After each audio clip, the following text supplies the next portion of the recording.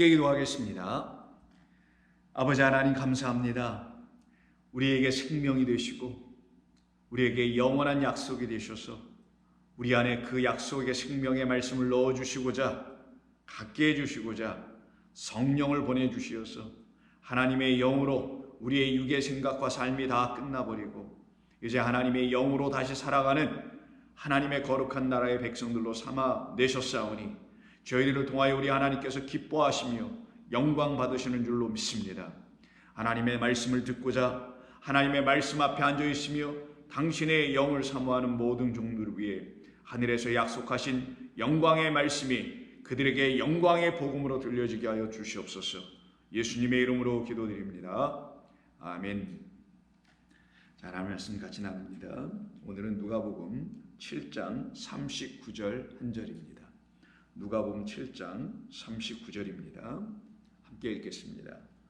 예수를 청한 바리새인이 그것을 보고 마음에 이르되 이 사람이 만일 선지자라면 자기를 만지는 이 여자가 누구며 어떠한 자 곧 죄인인 줄 알았으리라 하였더라. 아멘. 오늘은 우리가 39절에 있는 이 말씀을 가지고 우리 주님의 거룩하신 음성을 여러분 모두가 함께 들을 수 있는 복된 시간이 되기를 소망하는 마음으로 이 말씀을 가지고 여러분과 함께 나누기를 원합니다. 우리가 어제 이 36절부터 마지막 7장의 끝인 50절에 걸쳐져 있는 이 말씀 중에 첫 부분인 36절부터 38절에 있는 말씀을 함께 상고해 보았습니다.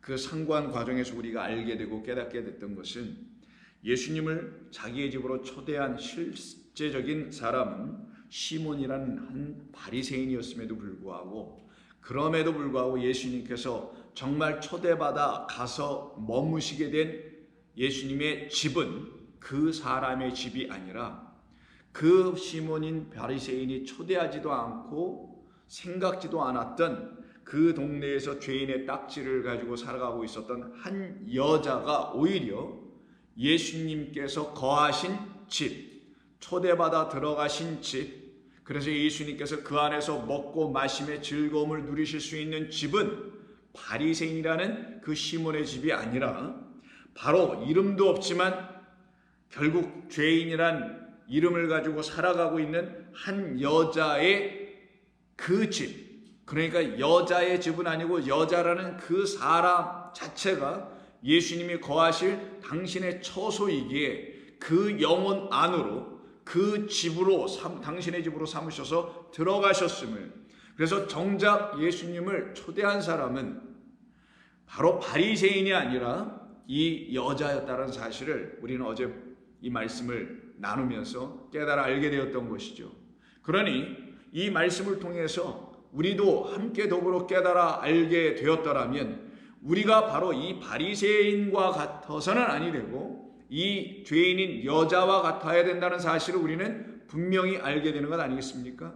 왜 그런 거냐면 우리 주님이 이 땅에 오신 이유가 의인을 부르러 온 것이 아니요 이 여자처럼 죄인을 부르러 온 것이지요. 그런데 바리새인이 만약에 그가 초대한 그 예수님께서 이 땅에 오신 이유가 바로 의인을 부르러 온 것이 아니요 죄인을 부르러 왔다는 사실을 알았더라면 그 바리새인이 그 동네에서 이미 모든 사람이 알고 있으며 본인 자신도 알고 있는 한 죄인인 여자 그를 반드시 초대하여 예수님 앞으로 인도해 냈어야 할 그런 사람이었어야 하는데 그가 그렇게 하지 못했다라는 것은 그가 우리 주님이 누구이신지를 알지 못하였기 때문이며 그는 그저 자기가 알고 있는 많은 랍비들 중에 선생들 중에 한 사람으로서 또한 특별히 젊은 예수님이 탁월한 지혜를 갖고 있는 듯하여 그에게로부터 뭔가를 얻어 배워 그의 말을 얻어 자기의 것으로 취하여 자기도 그와 같이 비슷한 말들을 그냥 읊조리면서 하는, 그래서 실력 있는 자, 마치 지혜 있는 자, 하나님의 율법을 통달한 자, 하나님의 말씀을 전할 수 있는 것 같은 뭔가를 갖고 있는 자로 많은 사람들에게 보여지게 하기 위해서 자기의 동료들인 다른 바리새인들을 자기 집에 다 모아놓고 그 예수님을 선생이라고 부르기까지 하면서 추켜 세웠던 것을 여러분은 들으셔서 아실 겁니다.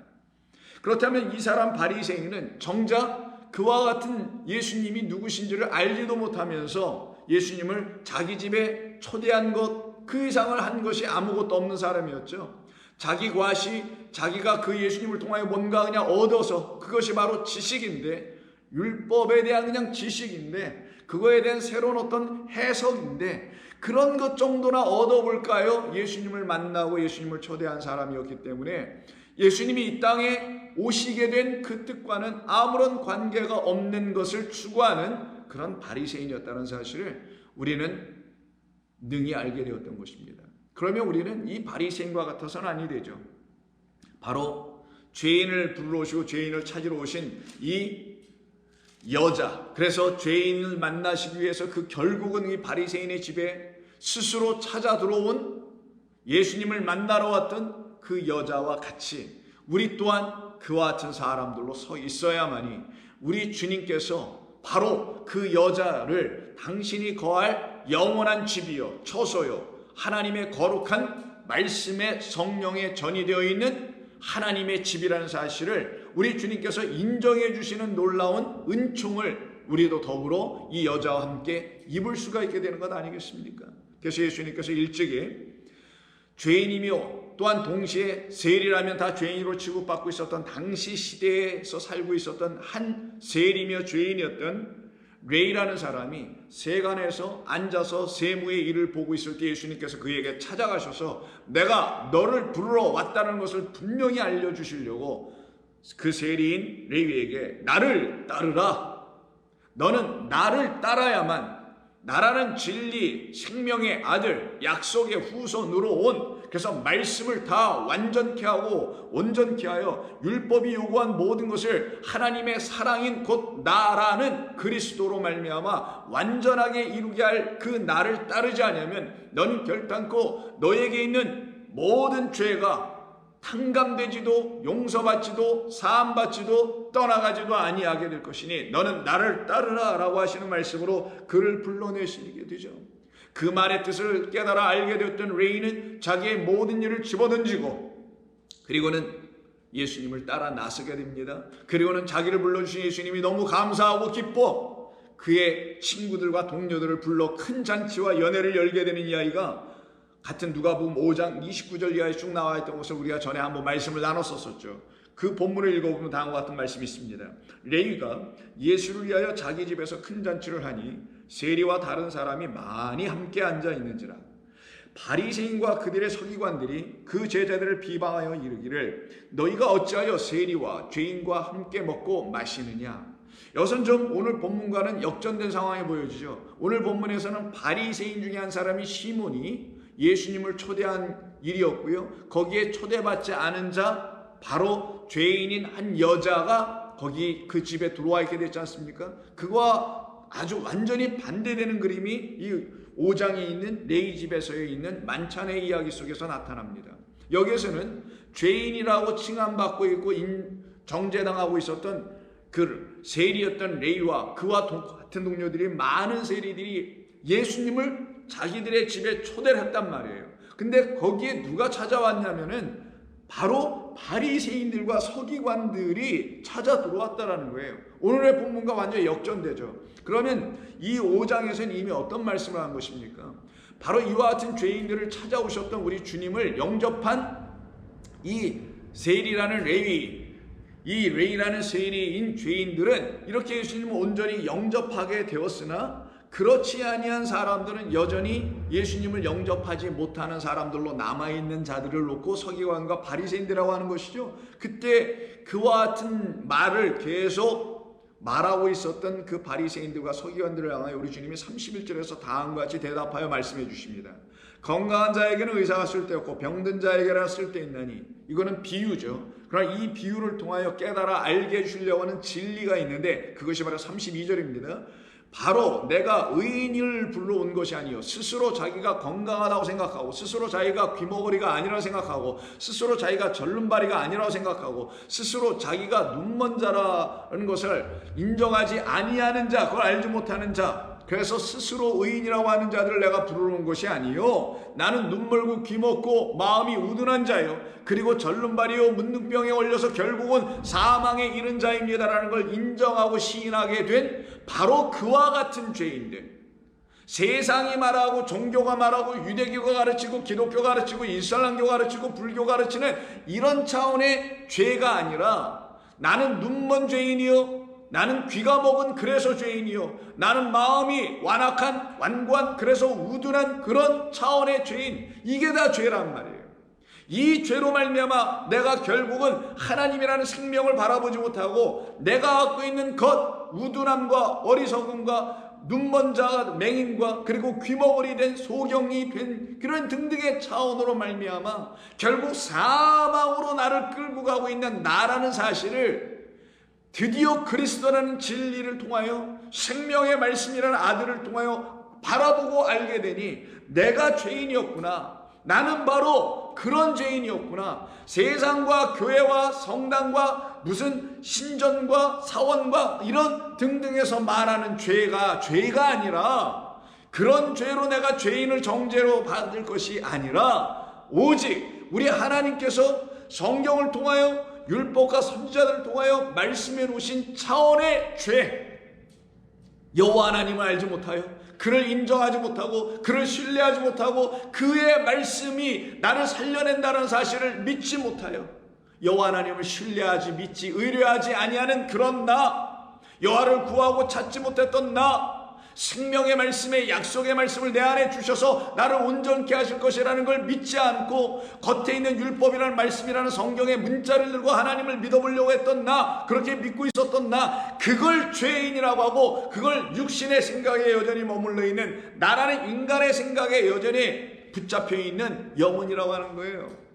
그런 자들을 내가 부르러 왔다라고 하는 거예요. 그들을 죄인이라고 하는 거예요. 그들을 죄인이라고 하는 거예요. 그래서 이 바리새인과 서기관들은 자기들 스스로 갖고 있었던 죄의 정의, 의의 정의 때문에 죄는 이거야, 의는 이거야라고 하는 것 때문에 이들은 우리 주님이 죄인을 불러 오셨다고 할 때 그 죄의 캐테고리 안에, 그 카테고리 안에 이들이 들어오질 못하게 됐던 거예요. 그래서 죄인을 부를 때 그 음성, 죄인을 부르시는 그 음성을 깨달아 알지 못하여 자기가 죄가 없는 듯한, 죄인이 아닌 듯한, 예수님이 말씀한 죄는 죄가 아니라는 생각에 그들은 예수님의 부름 속에 나아가지 못하게 됐던 것입니다. 그래서 죄인을 불러 회개시키러 오셨다고 하죠. 그렇게 우리 주님께서 이 땅에 오셔서 그 죄인을 부르러 오신 것임에도 불구하고 이 동네에 죄를 졌다고 많은 사람들이 율법과 세상의 어떤 통념에 따라서 정죄함을 그래서 당하고 있었던 한 여자는 오히려 아니에요. 나는 당신들이 말한 그런 차원의 죄가 아니라 우리 하나님께서 율법과 선지자들을 통하여 말씀해 놓으신 죄가 있는데 나는 그 죄를 지은 사람이고 이 죄를 온전케 용서하고 사해 주시고 내게서 떠나가는 탕감의 역사를 이루게 하실 분은 하나님께서 믿어라. 내가 너희에게 있는 그 죄를 사하여 줄 수 있는, 풀어줄 수 있는, 해결해 줄 수 있는, 온전케 만들어 너를 완전한 거룩한 나의 백성으로 만들어 줄 수 있게 하는 내 아들을 너희들에게 보낼 것이니 믿고 기다리라 하는 그 말씀을 철저히 믿고 기다린 사람인 이 여자가 갖고 있는 죄에 대한 이해는 이 바리새인들이 갖고 있는 죄에 대한 이해와 너무나 다른 거예요. 여러분, 제가 갖고 있는 죄에 대한 이해와 의에 대한 이해는 지금의 기독교가 갖고 있는 죄에 대한 이해와 의에 대한 이해와 저는 다릅니다. 그래서 저를 이단이라고 말하는 건 상관없습니다만 그들이 말하는 차원의 도덕, 윤리, 사회적 통념, 무슨 법질서 이런 걸로 말하는 의, 이런 걸로 말하는 죄는 저하고는 관계가 없어요. 그거는 여러분, 그걸 지라고 강요하거나 독려하는 것은 아닙니다만 그것이 성경이 말한 죄가 아니기 때문이에요. 그것을 지켜내면 또 그것이 의로운 것이라는 것으로 말하는 이 세상 기독교가 말하는 그런 의가 성경에서 말하는 의가 아니기 때문인 거예요. 오직 하나님의 의는 율법에서 약속해 놓으신 의인데 그 율법에는 약속만 해놨지 그 약속을 완성하고 성취할 자인 그리스도라는 하나님 보내신 아들 어린 양이 십자가를 통하여 율법 외에 또 다른 의를 들춰내요. 이 모든 의는, 이 의는 차별 없이 모두에게 주기로 된 의가 있단 말이에요. 그것을 지금 받고 있지 못한 자가 예수님을 초대했다는 건 그는 바로 하나님의 아들로 이 땅에 오신 그리스도 예수라는 생명의 말씀을 자기라는 영혼 안으로, 그것이 예수님이 거하실 그 진리의 그리스도가 거하실 머리로 거하실 성전이 되어야 되는데, 그러지 못한 그의 집으로는 예수님은 들어가지 못하시게 된 거고 들어가실 수도 없게 된 거고, 그러나 이 여자의 집으로는 들어가실 수가 있게 됐던 겁니다. 왜? 이 여자는 약속해 놓으신 베레시트, 태초라는 말, 곧 머리를 내려놓다라고 약속해 주신 그 말씀 그대로, 인자가 머리 둘 곳이 없다라고 하시는 그 선포의 말씀을 듣고, 주님, 저는 그 말씀이 저를 위한 말씀인 것을 믿습니다. 믿고 기다리고 그렇게 알고 살아가고 있는 자입니다. 저에게 당신의 머리를 내려놓으러 오신 것을 제가 믿고 알고 있습니다. 알고 믿고 있습니다. 저에게 내려주세요 라고 하는 사람에게만 우리 주님은 당신의 머리를 내려놓는 것, 그리고 그곳에서 누우시고 그곳에서 영원토록 우리와 함께 살아가십니다. 이 여인이 바로 그와 같은 사람이 되었던 것이죠. 그런데 이 여인에게 그렇게 일어난 역사가 무엇인지를 전혀 알고 있지 못하는, 그리고 예수님께서 그 여인이 예수님을 향하여 하고 있는 모든 일, 눈물을 흘리고 눈물로 그 발, 예수님의 발을 적시고 그의 머리털로 닦아내고 있는, 그리고 그 발에 입을 맞추고 향유까지 붓고 있는 이 여인이 하고 있는 모든 일과, 그리고 여인이 하고 있는 모든 일을 그대로 다 받아내시고 있는, 허락해 주시는, 그게 바로 영접하는 거예요. 그 여자가 예수님이 자기의 머리인 것을 알고 영접해냈다라는 것을 알게 해주는 게 눈물로 발을 씻기고 향유를 붓고 입 맞추는 거란 말이에요. 둘이 하나가 됐다라는 걸 의미하는 겁니다. 둘이 신부와 신랑과 신부가 됐다는 것을 보여주는 하늘나라의 영원한 연합을 얘기해 주는 거란 말이에요. 그런데 이것이 무엇인지 전혀 알고 있지 못한, 그래서 그 여인이 예수님을 그렇게 머리로 영접하고 있고, 예수님은 또 그를 당신의 영원히 거하실, 당신께서 영원토록 당신의 머리를 내려놓고 거하실 교회요, 성도요, 영원한 성령의 신부라는 사실을 알게 해주기 위해서 그대로 그 여인이 하고 있는 것을, 모든 것을 허락해 주신 것인데, 그게 바로 말씀을 이루어가고 있는 일이고, 그것이 저와 여러분들 안에서 똑같이 일어나 우리 안에서도 하나님의 말씀이 다 이루어져 가고 있어야 되는 것과 마찬가지인데, 이 바리새인은 알지 못하였더라. 지금의 이 시대에 많은 그리스도인들하고 하는 사람들도 알지 못하더라는 거예요. 그러나 이 말씀을 듣고 있는 우리 좋은 교회 성도 여러분들은 반드시 아셔야 합니다. 그런데 이게 무슨 개벽다 같은 소리야? 그게 무슨 얘기야? 나는 예수님을 전통적으로 가르쳐준 그대로 난 믿고 살아갈래 라고 하시는 분은 그냥 조용히 나가시면 돼요. 딴 얘기 하지 말고. 이런 거 안 들으면 된다라는 거예요. 여러분들이 생각하는 어떤 차원의 다른 것을 들으면 되는 거예요. 저는 거기에 대해서 전혀 뭐라고 하지 않습니다. 하나님이 알아서 하실 테니까. 그러나 이 말씀을, 즉 이 말씀이라는 건 제가 전하는다는 이 말씀이 아니라 이 성경에 기록된 이 말씀이 무엇을 말하려고 하는지를 분명히 성령을 통하여 깨닫기를 원하는 사람들은 여러분 구하십시오. 무릎 꿇고 구하셔서 그 뜻을 반드시 알게 해주실 주님을 믿고 부르짖으면, 구하시면, 그리고 날마다 주의 말씀을 사모하시면 반드시 여러분들에게도 그와 같은 역사가 나타나 하나님의 거룩하신 뜻들이 여러분들에게 참된 거룩한 생명의 말씀 레마로 다 깨달아 알려 들려지게 되게 되어 있습니다.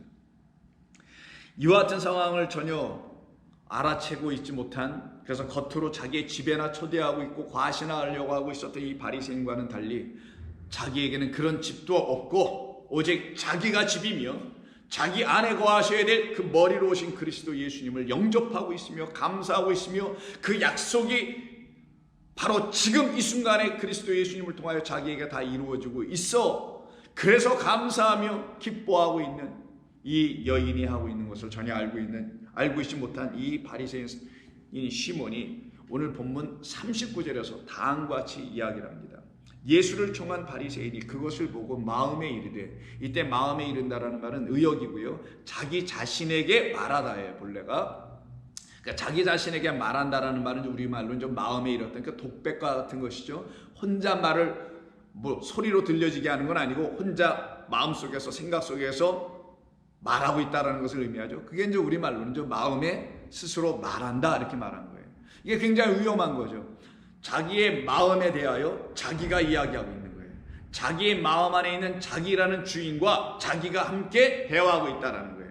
자기가 아직 영이 아닌, 자기 안에 거하신 하나님의 영이 없는 상태에서 자기 안에 있는 어떤 존재하고 이야기한다면 그 존재는 바로 자기 자신이라는 육이 있기 때문인 겁니다. 그래서 위험하다는 거예요. 그래서 자기 자신과 대화하는 게 아니에요. 성도는 반드시 아버지 하나님과 그의 아들과 성령이라는 이 하나 안에서, 그분이 우리 안에 그대로 다 들어와 계시니 그 하나님의 영과 더불어 하나님의 말씀과 더불어 그 말씀에 대하여, 영에 대하여, 아버지에 대하여, 아들에 대하여 함께 이야기할 수 있는 자가 진짜 하나님의 백성인 것입니다. 그런데 이 사람은 그러지 않고 자기하고 얘기하고 있어요. 여러분, 스스로 자기가 자기하고 얘기하는 사람들이 대표적으로 사람들 중에 있는데, 연극에서 나오는 그런 독백이나 아니면 혼잣말로 여러분들 혼자 화가 났을 때 뭐 말은 못 해가지고 그냥 혼자 속으로 끙끙거리면서 혼자 말 이렇게 할 때 그런 거 말고요, 혼자 자기에게 스스로 말하는 사람들은 대부분 정신적인 문제를 갖고 있는 사람들 아닙니까? 그래서 여러분 가끔 길에서 보시면 그 길에서 사시는 분들 중에 막 혼자 말을 하면서 막 다니시는 분들이 있죠. 그런 분들이 결국은 정신분열에까지 치닫게 되는 어려움을 경험하는 사람들 아니겠어요? 문제가 있다는 거죠. 자기 자신에게 붙잡혀 있는 거예요. 결국은 자기라는 인간 생각, 자기라는 육에게 완전히 사로잡히고 장악돼 가지고는 그 자기라는 존재에게 끌려가고 있는 자. 근데 마치 잘하고 있는 것 같죠? 그게 세상입니다. 그런데 하나님 말씀하세요. 그게 사망이야. 그게 죽은 자가 하는 일들이야. 그러나 산자들은 나로 말미암아 살아났으니, 산자의 하나님인 생명이신 나로 말미암아 살아난 자들이, 그들이 어찌 자기라는 죽은 자와 얘기하겠느냐? 너는 이미 죽었고 십자가에서 그리스도와 함께, 진리와 함께 죽은 자고, 이제 그리스도가 내 안에 살고 있다라면 내 안에 너를 살아나게 하고 있고 살려내고 있고 이미 살아있는 나라는 그리스도라는 진리의 영과 이야기를 해야지. 그래야 미치지 않는 거예요. 그래서 이 세상에 미쳐 있는 겁니다. 지금 전부 다 자기라는 존재를 앞세워서, 자기라는 존재를 세워나가기 위해서, 자기라는 존재를 우상화하기 위해서, 드러내기 위해서 저마다 앞다투어 자기라는 존재를 내세우려고 하는 게 이 세상 아닙니까? 그래서 이 세상이 미쳐버리고 있는 거예요. 지금 그 밖에서 홈레스 그런 분들이나 미치거나 혹은 정신적으로 문제가 있는 스키조프레니아라고 하죠. 왜? 우리 정신분열을 갖고 있는 그런 분들만 미친 게 아닙니다. 그러니 이 사람이 지금 어떤 거예요? 영적으로 보면 미쳐있는 거죠, 이게. 그러니까 하나님의 말씀을 통하여, 그에겐 율법이 있었으니까 그 율법이나 하나님의 말씀을 통하여 하나님의 영을 아직 만나지 못한 사람이에요. 그 생기야, 저 마른 뼈들에게 들어가라 라고 하는 그 선지자의 음성을 아직 못 들었기 때문에 그런 거예요. 그러니 그가 만난 선지자는 어떤 선지자? 자기의 수준에서 늘 알고 있었고 그들의 조상들이 알고 있었던, 그래서 그 선지자들을 죄다, 그러니까 온전한 선지자, 참된 선지자는 죄다 죽이고 거짓 선지자들은 죄다 살려놔가지고 그 잘못된 거짓된 말들을 가르치고 있는 그 선지자들에게서 하나님의 말씀을 듣고 배웠기 때문에 결국은 그가 알고 있는 선지자의 수준이 어떤 수준이냐, 이런 수준이었던 거예요. 그래서 마음에 생각하기를 뭐라고 하냐, 만일 이 사람 예수가, 이 선생이라는 랍비인 예수가 선지자라면 자기를 만지는 이 여자가 누구며 어떠한 자인지 곧 죄인인 줄 알았을 것인데, 아이고 내가 이거 잘못 오늘 저 사람을 초대한 거 아니야? 내가 사람을 잘못 본 것 같으네. 내가 저 사람을 랍비고 율법을 잘 해석하고 뭐 괜찮은 것 같고 지혜로운 것 같고 한 것 같아서 내가 우리 집으로 모셔놓으면 왔는데 갑자기 이 여자가 등장하더니만 저 여자를 죄인아 떠나거나 물러가라 이렇게 하지 아니하고, 아니 그 죄인인 여자가 하는 대로 그대로 다 내버려 둔다면, 아니 저 사람은 우리가 알고 있었던, 우리에게 가르쳤던 그 거짓 선자들이지. 근데 그에게는 그 선자, 거짓 선자들이라고 인정하지 않았겠죠. 그 선지자들이, 그 위대한 선지자들이, 근데 거의 선지자들이었는데 그들이 가르쳐준 대로 선지자들은 저런 모습이 있어서는 안 되는데 어떻게 저런 모습을 저 사람이 갖고 있을까? 그러니 저는 선지자가 아닐 거야. 그냥 율법을 좀 어디 가서 배워가지고 와가지고 유식하게 뭐 가르치고 있는 선생 정도밖에 안 되는 것 같아 보여 라고 이가 생각할 것이 뻔합니다. 그래서 그가 한 말이, 저가 선지자라면, 이 사람이 선지자라면, 그러니 그가 생각했던 선지자의 수준은 자기가 걸고 있는 잘못 가르침을 주었던 그 선지자들로 말미암아 갖게 된 선지자에 대한 이미지, 어떤 모양들 아니었겠어요? 그런데 예수님이 그런 선지자입니까? 그런 거짓 선지자의 그 계보에 서 계신 분이었던 거예요? 아니잖아요. 그러니 이 사람, 바리새인, 이 사람은 거짓 선지자들이 가르쳐준 그 말을 너무나 잘 알아듣는 사람이었으며, 그런데 참 선지자로 오신 이 사람 예수 그리스도의 말씀, 그 말씀을 하나도 못 알아듣고 있는 사람이었던 거예요. 그래서 참된 선지자의 말씀을 알아듣는 자들이 참된 진리의 백성이 될 수밖에 없는 것이고, 거짓된 백성들은, 진리의 말씀을 갖고 있지 못한 백성들은 참 선지자의 말은 못 알아듣고 그들을 거짓되게 가르치고 있는, 근데 그들 생각에는 참이라고 생각했겠지만 그 말씀에는 귀를 기울이며 그 말이 맞다고 하는 그런 사람들 중에 한 사람이 이 바리새인이었다는 걸 이 본문이 우리에게 지적하여 알려주고 있는 것입니다. 그래서 이 사람이 선지자라면, 근데 이 사람이 유대 사람이고 율법을 철저하게 잘 지킨다고 하는 사람이니 율법과 선지자로 말씀되어 있는 이 성경 전체를 이 사람이 모를 사람도 아니고, 선지자 중에 대표라고 하면은 누구겠어요? 엘리야죠. 마치 율법의 대표로 하면 누구? 모세인 것처럼. 그래서 모세와 엘리야는 율법과 선지자를 대표하는 사람들 아닙니까? 그러면 선지자의 대표인 엘리야를 한번 볼까요?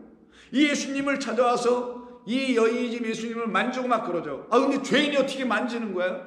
저 선지자가 선견지명하고 하나님의 영을 갖고 있는 사람이면 저 여인의 안에 있는 죄까지 바라봤을 텐데, 이 동네 처음 오셔서 저 사람이 죄인인지 알지 못한 그 정도의 수준이면 선지자가 아니지. 이 동네 처음 오셨다 하더라도 우리는 다 알고 있는 이 여자가 어떤 사람인지 알고 있고 한 것처럼, 저는 이 여자가 누구인지 몰랐다 하더라도 그가 갖고 있는 영안이 튀어가지고 말이야, 저 여자가 죄인인 걸 반드시 알았어야 되는데 어찌 모를 수가 있겠는가? 라고 하여 선지자가 아닌 것 같은데? 라고 생각하고 있는 이 사람은 엘리야를 그럼 어떻게 이해할까요? 엘리야를 어떻게 이 사람은 인정할까요? 엘리야는 예수님보다 더한 것처럼 보여지는 일을 했는데, 그런 엘리야, 그들이 사랑하고 그들이 기대했고 그들이 지금까지도 기다리고 있는 그 엘리야는 그럼 어떻게 해석할 거냐고요? 그 엘리야가 여러분 잘 아시는 이스라엘 땅에 3년 반이나 가뭄의 시대가 열려져 있었을 때 하나님께서 3년 반 동안 가뭄을 주셨죠. 그 이유는 뭐예요? 두 번째 3년 반, 둘을 합치면 7년이 되는 겁니다. 이걸 갖다가 또 이상한 종말론자들은 뭐 전천년, 후천년 뭐 이렇게 얘기한다는데 그런 따위의 이야기겠어요? 첫 번째 3년 반 비가 내리지 않은 것은 내가 너희에게 첫 번째 준 이 말씀 3년 반이라는 첫 번째 것이 너희에게 참된 하늘의 생명의 비가 아직 내리지 않고 있다는 걸 알려주기 위함이야 라는 뜻이란 말이에요. 그래서 이거 하나만 갖고 있으면 너희에게는 열매가 맺게 되는 늦은 비, 성령이라는 비가 아직 내리지 않고 있음을 알고 해주려고 준 말씀인 것 뿐인 거야. 그러니 너희들이 이 말씀을 읽으면, 주님 그러면 우리 안으로 생수가 흘러 들어올 수 있도록 성령이라는 비를 나에게 주시려고 하시는 거군요 라고 하여 그걸 깨달아 기다리는 믿음의 백성이 되야 된단 말이에요. 이걸 믿음이라고 하는 거예요. 이 약속을 믿는 게. 그런데 그러지 못하고 이스라엘 백성들이 전부 다 바알에게 뛰어가 버렸네. 비가 안 내리니까. 바알은 바람과 구름을 관장하는 무슨 신이니 나부랭이니 뭐래가지고 거기 쫓아가서 거기에서 뭘 어떻게 한다고 하네요. 하나님에게서 안 되니까 바알에게 가. 하나님께는 구해봤다라는 건데 하나님은 응답을 안 하니까 바알에게 갔다는 거예요. 그러면 하나님을 누구로 봤다라는 게 결국은 바알처럼 봤다라는 거죠. 바알처럼 그렇게 해주셔야 되는데 왜 안 해주는 거예요? 그래서 우리가 바알에게 가볼게요. 그러면은 바알은 해주는지 안 해주는지. 그러면 바알과 하나님이 이때부터는 똑같아지는 거 아닙니까? 그래서 하나님을 버리고 바알에게 갔다라는 건 바알처럼, 하나님을 바알처럼 섬기는 자, 그래서 하나님이 바알 돼버리게 만드는 자, 이게 진짜 우상 숭배란 말이에요. 이러고 있는 당시의 시대에 물 한 방울 나오지 않고 비 한 방울 내리지 않고 있으니 농사가 어떻게 되겠어요? 뭐 소출이 나야지. 그러니까 전부 다 굶어 죽어가고 있고 다 기근에 빠져 있는 그때 사르밧 과부의 집에 오늘 한 끼 먹고 그 사르밧 과부라는 그 여자와 그의 아들이 오늘 죽기로 되어 있는 마지막 식사를 하나 갖고 있는데, 그 집에 찾아가게 하나님께서 하셔서는 너 그 집에 가서 너를 위하여 떡을 구워내게 하라, 딱 명령을 하시네. 그랬더니 그가 떡을 구워낼 수 있는 밀가루 조금이랑 그리고 기름 한 번 쓸 거 한 몇 방울이 있다라는 거죠. 그걸 가지고 떡을 만들어내라, 나부터 먹여라 했더니 그 여인이 결국 순종하여 그대로 떡 한 조각을 갖다 주게 됩니다. 그리고는 그거를 먹게 되네요. 그래서 잘 먹었어요. 먹고 났더니 뭐라고 합니까? 그래, 바로 이거야. 내가 이렇게 내가 주는 떡을, 내가 나에게 줬던 그 떡이라는 걸 내가 먹었지. 근데 너는 그럼으로 인해서 더 이상 먹을 게 없지. 그게 바로 3년 반의 끝을 한다라는 거예요. 3년 반 첫 번째 너희에게 준 양식은 이렇게 딱 끝이 나야 되는 거야. 주님, 내가 여기서부터 더 이상 먹을 게 없는 거군요. 이해하셨어요, 여러분? 하나님의 말씀이 내게 풀려지고 이해가 되면은 여기로부터, 율법으로부터 내가 더 이상 취할 수 있는 양식은 없군요. 그리고 이 율법이 정말 우리에게 약속해 놓으시고 우리에게 정작 주시려고 하고 있는 오병이라는 당신의 살과 피라는 생명이라는 떡을 우리에게 주시기로 하신 또 다른 3년 반이 시작되는 늦은 비가 우리에게 쏟아져 보여야 되는 일이 일어나야 되는 거군요. 이걸 가르치기 위해서 너 그거 먹고 끝난 거야. 너는 이제 첫 번째 3년 반이라는 첫 번째 율법의 말씀을 듣고 먹고 마시고 너는 끝난 거야. 너는 더 이상 갈 게 없어. 너는 여기서 끝이 나야 되는 거야. 그리고는 여기서부터 약속이 너의 가운데 이루어지는 걸 믿게 해주려고, 내가 그것을 믿었으면 나에게 그렇게 다 내놓을 것이니 주님 이거 다 드릴게요. 그리고 저에게 이와 똑같은 걸 나에게 주세요. 근데 그때는 이거와 똑같은 문자로 주시지 마시고, 보이는 걸로 주시지 마시고, 보이지 않으나 영원한 것, 중한 것, 무거운 것, 참된 것, 그것을 또 나에게 주시기로 하셨으니 내게 그걸 주세요가 또 다른 3년 반이란 말이에요. 그래서 그때 비가 쏟아지는 겁니다. 그래서 이 사르밧 과부의 여인에게 너의 그 밀가루통과 기름통이 마르는 역사가 일어나지 않고 결단코 마르거나 떨어지지 않게 해줄 거라는 것이 여러분 잘 아시는 열왕기상 17장 13절 14절에 쭉 나옵니다. 그럼 이들은 그때부터 먹고 살아가게 되는 거죠. 그런데 갑자기 이렇게 해피엔딩으로 끝나는 것 같고 하는데 여기서 갑자기 이런 일이 벌어져요. 16절 이하에 여호와께서 엘리야를 통하여 하신 말씀같이 통의 가루가 떨어지지 아니하고 병의 기름이 없어지지 아니하니라.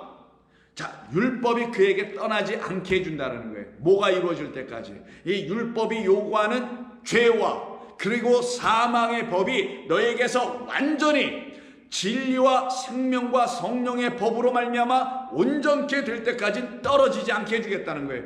그래서 이 일을 이루어주시고 이것이 어떻게 이루어지는지 알려주시려고 갑자기 그의 아들의 죽음의 역사가 일어나요.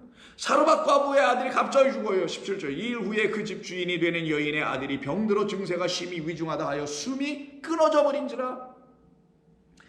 여인이 엘리야에게 이르되 하나님의 사람이여, 당신이 나와 더불어 무슨 상관이 있기로 내 죄를 생각나게 하고 그리고 내 아들을 죽게 하였나이까. 그럼 여기 죄 그리고 죽게 했다는 사망이 등장하게 되죠. 나타나게 되죠.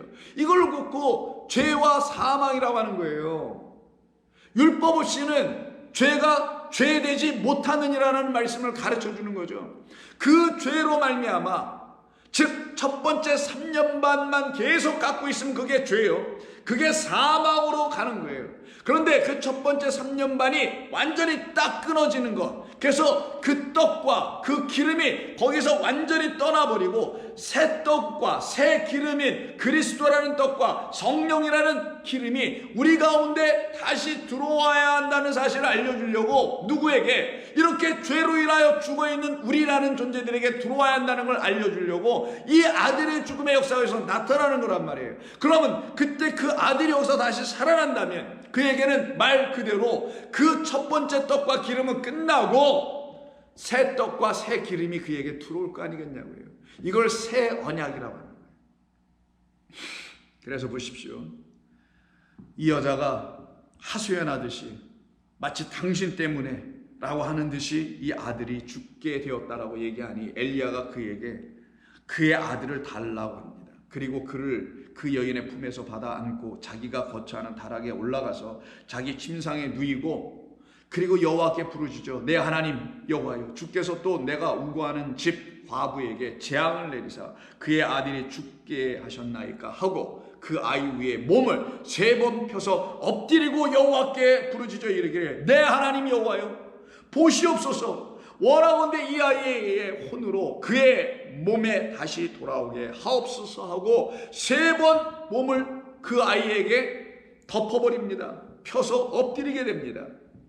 그리고 나서 하나님께서 그의 기도를 들어주시고는 엘리야가 그 아이를 안고 타락에서 방으로 내려가서 그의 어머니에게 어떻게 해요? 다시 돌려주죠. 왜? 살아났거든요. 22절 보세요. 여호와께서 엘리야의 소리를 들으심으로 그 아이의 혼이 몸으로 돌아와서 살아난지라. 자, 그러면 이때 엘리야가 죽어있는 아이의 시체에 자기의 몸을 댑니다. 만약 엘리야가 율법을 첫 번째 모르는 자였다라면, 두 번째 안 자였다라면, 그 둘로 한번 나눠볼게요. 율법을 모르는 자였다라면, 율법을 아는 자들이 볼 때 저 엘리야는 율법을 모르기 때문에 그 죽은 시체에 자기 몸을 댔나봐, 부정한 것인데 저거는 하나님이 저렇게 하면 안 된다고 했는데 율법을 몰라서 그랬나봐, 저는 참 선지자가 아닐 거야 라고 했을 것이고, 누가? 율법주의자들이, 율법을 사랑하는 자들이. 두 번째, 율법을 알았더라면, 그러면 율법을 알았는데도 저래? 그럼 율법의 말씀을 거역하는 자 돌로 맞아 죽어야 되지, 이렇게 했을 게 뻔할 거 아니겠어요?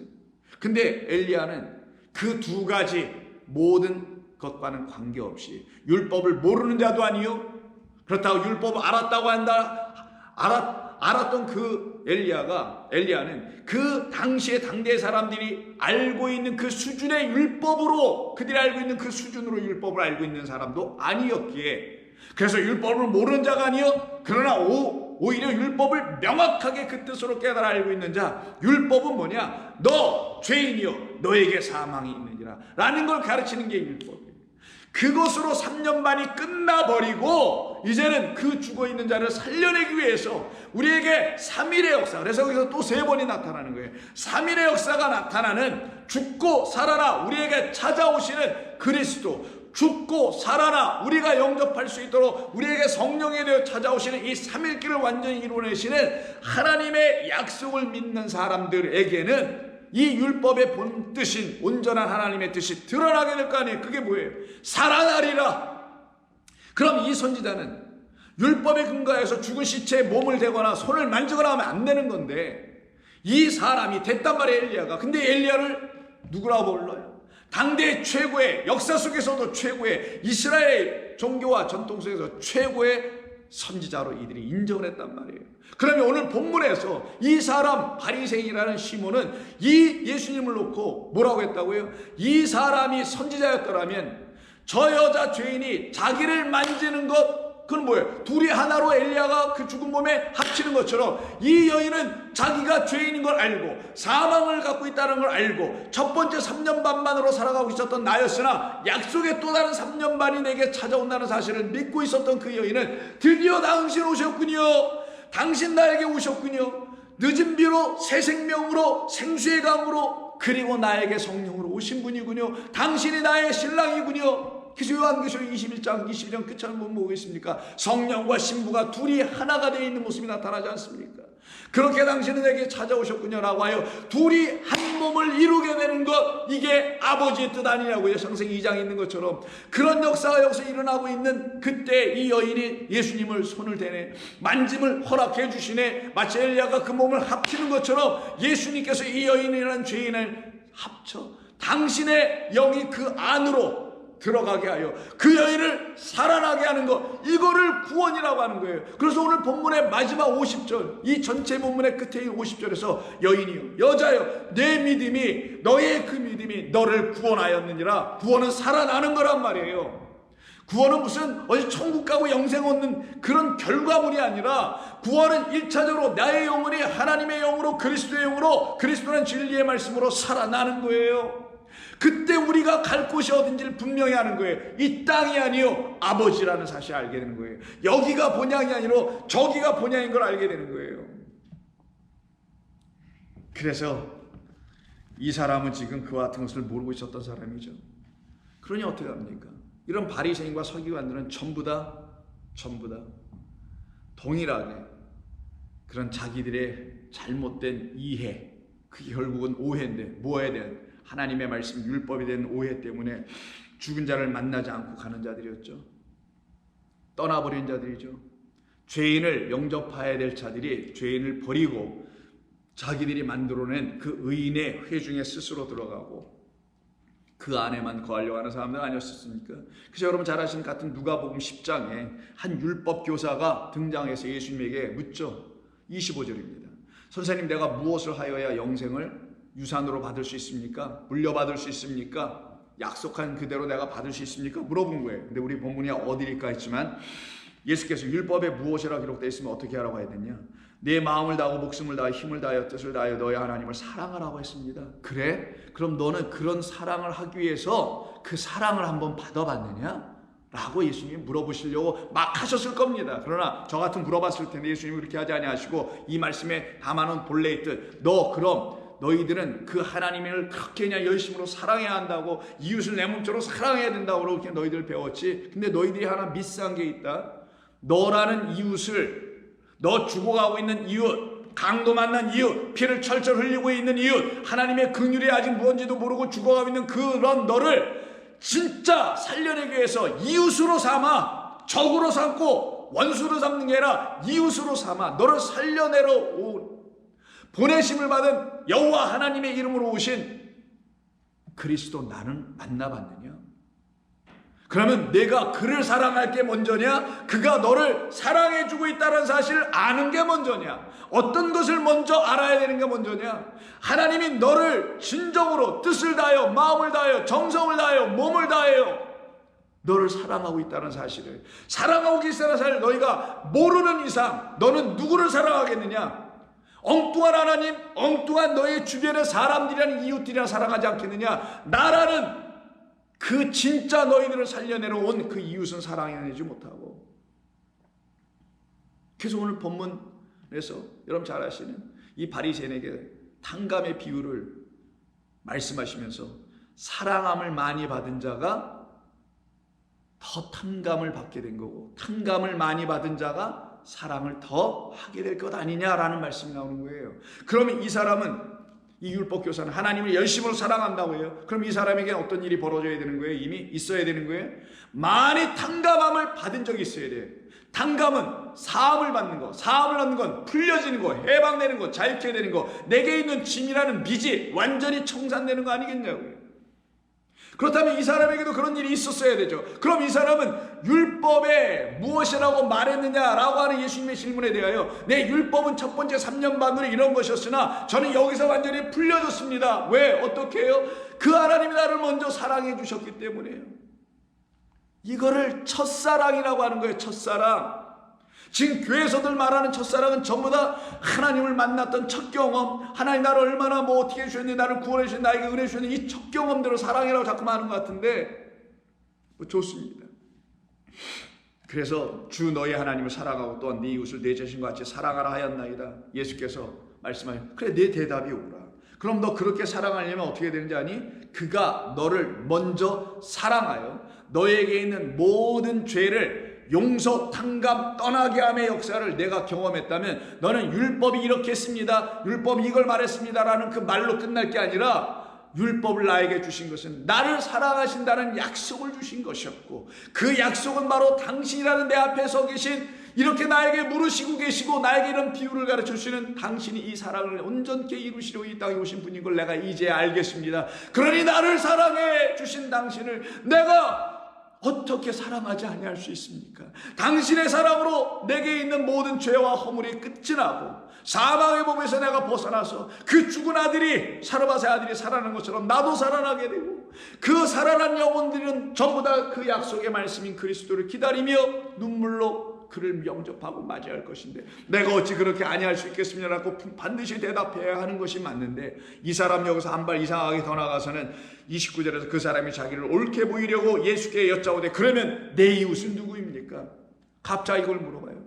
왜? 유대인들은 날마다 가르친 것이, 하나님을 안 보이니까 하나님을 사랑하는 건 이웃을 사랑함으로 하나님을 사랑하는 것을 입증하고 확증하는 것이니, 여러분들의 주변에 있는 많은 이웃들을 열심히 사랑해 주시오. 섬겨주시오, 도와주시오, 이런 걸로 하나님을 사랑하는 것으로 대변하고 대체해버렸단 말이에요. 그랬더니 이 사람이 어떻게 해요? 내가 지금까지 다 사랑했는데 혹시 제가 아직 사랑해 놓지 못하고 있는 어떤 이웃이 아직 남은 사람이 있습니까? 알려주세요. 혹시 당신이 알고 있는 어떤 이웃이 있어요? 사랑받아야 될 사람? 제가 닭달같이 쫓아가서 그를 사랑해내고야 말겠습니다 라고 하는 자, 그 자가 내놓은 질문이 바로 내 이웃이 누구입니까? 라는 말이에요. 있으면 어떻게 하겠다라는 거예요. 그 앞에서 내 이웃을 내 자신과 같이 사랑하라고 한 그 말씀 그대로 이루려고 이 사람은 가서 자신처럼 사랑하러 갈 거 아니겠냐고요. 제가 갈 테니까 알려만 주세요. 전화번호 주세요. 곧바로 뛰어갈 테니까요. 이러고 있는 자였죠. 예수께서 대답하여 이르시기를 어떤 사람이 예루살렘에서 여리고로 내려가다가 강도를 만나며 강도들이 그 옷을 벗기고 때려 거의 죽은 것을 버리고 갔더라. 피를 철철 흘리고 죽어가고 있어요. 그럼 유대의 사람들은 어떻게 해요? 안 만집니다. 건드리지도 않습니다. 왜? 율법이 그렇게 말했으니까. 이들은 율법을 너무너무 사랑하는 사람들이거든요. 율법을 주신 그 하나님을 또 너무너무 사랑하는 사람들이거든요. 그래서 하는 일이 볼까요?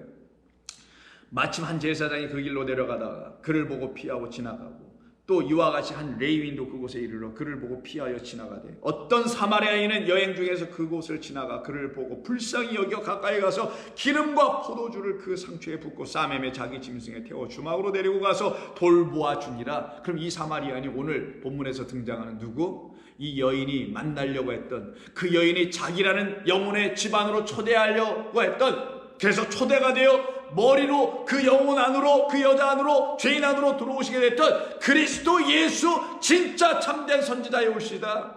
엘리야가 정말 참된 선지자였다라면 그가 그렇게 그 죽은 사망의 자리에 엎드려 그 영혼에게 엎드려 자기의 몸을 대어 그에게 생명의 하나님의 영을 다시 불어 넣어준 것 아니겠습니까? 그때 그와 같은 역사가 일어났을 때 그 사르밧 과부가 엘리야를 향하여서 당신은 정말 참된 선지자입니다 라고 말하는 고백의 말이 열왕기상 17장 마지막 절 24절에 있습니다. 여인이 엘리야에게 이르되 내가 이제 당신이 하나님의 사람이시오 당신의 입에 있는 여호와의 말씀이 진리인 줄을 아나이다. 진리인 줄을 이제는 알겠습니다. 우리말은 진실하 했지만 에메트니까 진리인 줄을 알겠습니다.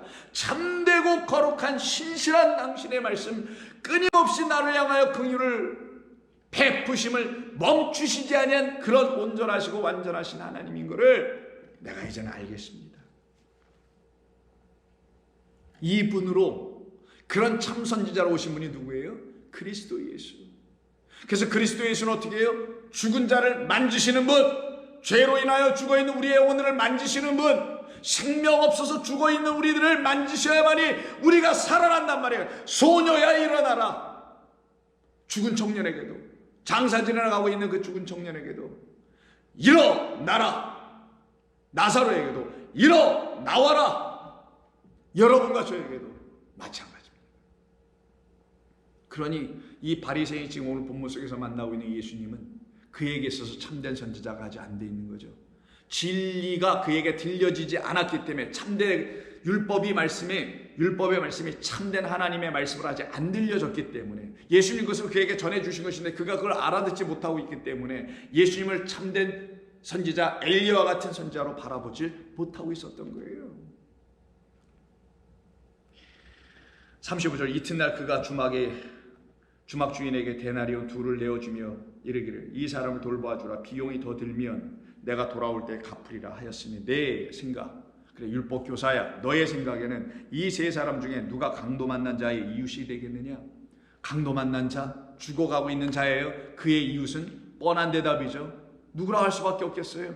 그를 가서 사랑해 주는 거라고 했잖아요. 근데 이들은 사랑해 주지 않았네요. 율법에 근거하여 사랑할 수 없는 자들이 됐네요. 아이러니죠. 율법에 근거하여서는 사랑해 줘야 되는데 왜? 사랑은 율법을 완성하는 것이니 율법을 갖고 있는 자들은 사랑으로, 자기들에게 임한 그 사랑으로 자기들 안에 있는 율법이 완전케 되는 거란 말이에요. 내가 가서 무슨 사랑을 함으로 내게 주신 이 율법이 완전케 되는 게 아니라 내 안에 갖고 있는 첫 번째 3년반이라는 율법의 말씀이, 그건 약속, 나를 살려내고 나에게 생명 준다는 약속이란 말이에요. 그 율법이 어떻게 돼요? 사랑으로 오신, 나를 이웃삼아 죽어가고 있는 나에게 나를 덮으러 오신 당신으로 말미암아 내가 살아남을 놓고 율법을 갖고 있는 나를 온전케 하고 완전케 하고 살아나게 하실 분은 당신 사랑의 아들밖에 없습니다.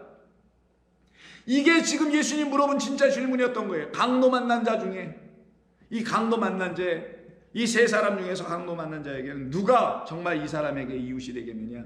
그가 말하기를 자비를 베푼 자니이다. 예수께서 이르시되 그럼 가서 너도 이와 같이 하라. 어떻게 하라? 자비를 베풀라? 아니죠. 하나님의 자비를 받아. 제사를 원치 아니하시고 자비를 원하시고 긍휼을 원하시는 그분을 만나.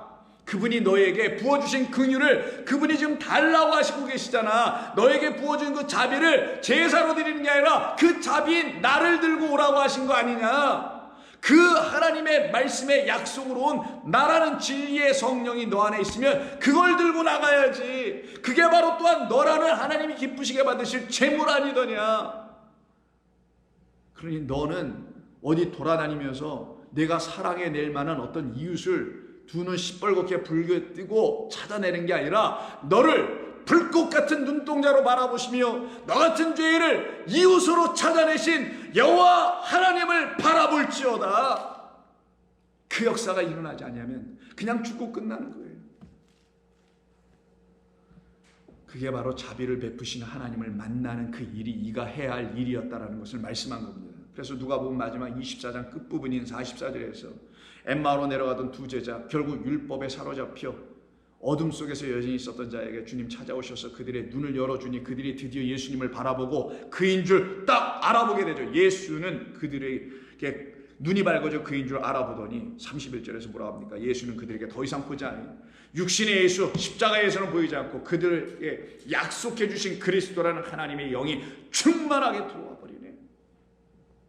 그때 예수님은 그들에게 참된 하나님의 아들이요 엘리야와 같은 참된 생명의 진리의 말씀을 주시는 하나님인 것을, 여호와 입에서 나오신 말씀인 것을 알게 되는 거죠. 그때 44절에서 또 이르시되 내가 너희와 함께 있을 때에 너희에게 말한 바 곧 모세의 율법과, 그래서 율법은 모세로 대변되고 선지자의 글과 시편에서 나를 가리켜 기록된 모든 것이 다 이루어져야 하리라 한 말이 다 이것이니라 하고 이에 그들의 마음을 열어 성경을 전부 다 깨닫게 해주시더라.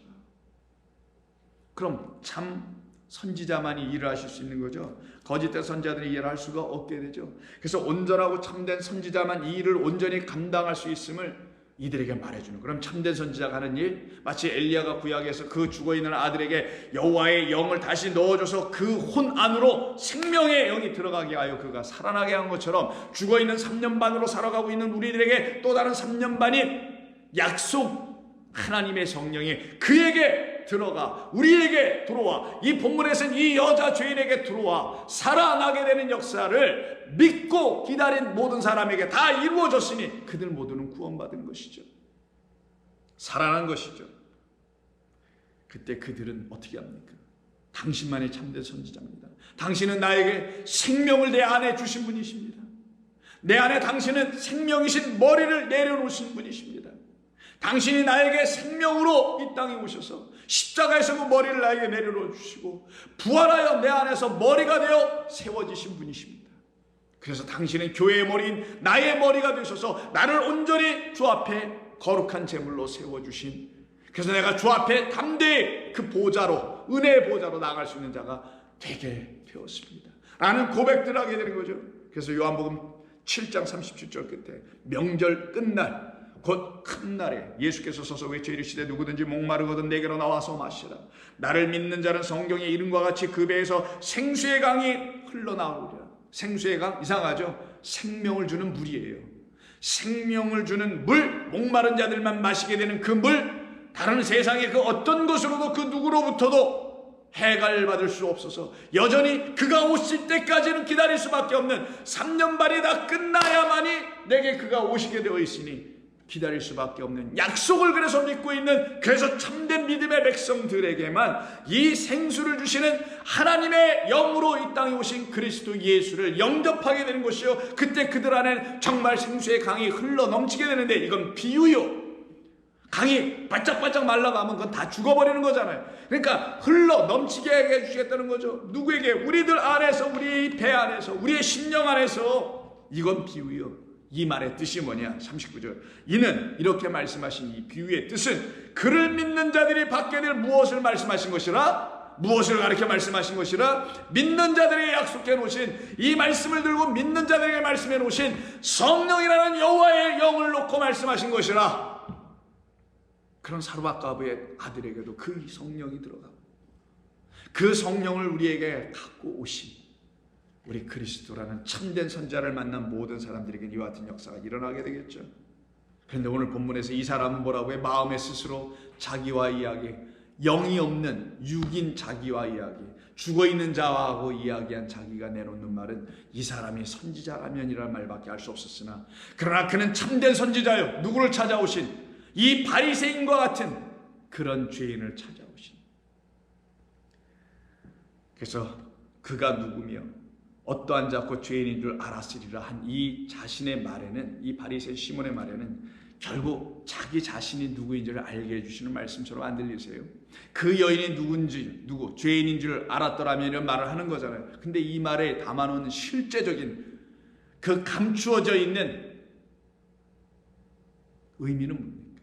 바로 바리새인, 너가 다름 아닌 예수께서 만지시길 원하시고 엘리야처럼 당신의 몸을 겹쳐서 포개해 주시길 원하시는 바로 죄인이라는 사실을 내가 알았더라면 그렇게 그 일을 이루기 위해서 찾아온, 너라는 집에 지금 초대받아 찾아온 나를 참된 선지자 생수라는 성령을 너에게 생명으로 줄 자인 것을 내가 알았을 것인데 그것을 알지 못하니 오 통제라. 그럼 여기서 예수님 멈출까요? 아닙니다. 우리에게 예수님이 거기서 멈추셨나요? 아닙니다. 믿는 자들 모두에게는 예수님께서 끊임없이 말씀으로 찾아오셔서 또 가르쳐 주시죠. 그래서 곧바로 그 다음 40절부터 그에게 내가 너에게 뭔가 일러줄 말이 있다 하시면서 비유로 그에게 다시 가르치기 시작하는 거죠. 그 말씀은 또 내일 나누도록 하겠습니다. 기도합니다. 아버지 하나님, 우리 주님이 참된 선지자이십니다. 우리 주님만이 참되고 거룩한 선지자이십니다. 바로 우리에게 생수를 주시는 선지자. 그래서 요한복음에서 말씀한 것처럼 그는 우리에게 참 선지자요, 그리고 그는 우리에게 참 그리스도이시라고 그 생수라는 성령인 그리스도를 만난 모든 사람들은 그렇게 다 고백했던 것처럼 우리들도 그와 같은 고백의 역사가 있게 하여 주신 줄로 믿고 감사를 드립니다. 오늘 이 말씀을 들은 모든 성도들 위해 하나님의 영이 그들 가운데서 역사하신 줄로 믿고 그들로 하여금 하나님의 거룩한 백성으로 지어져야 할 이 여인과 같은 약속을 믿고 살아가는 자들인 줄로 주께서 이루어 가시는 줄로 믿습니다. 감사드리며 우리 주님 예수님의 이름으로 기도드립니다. 아멘.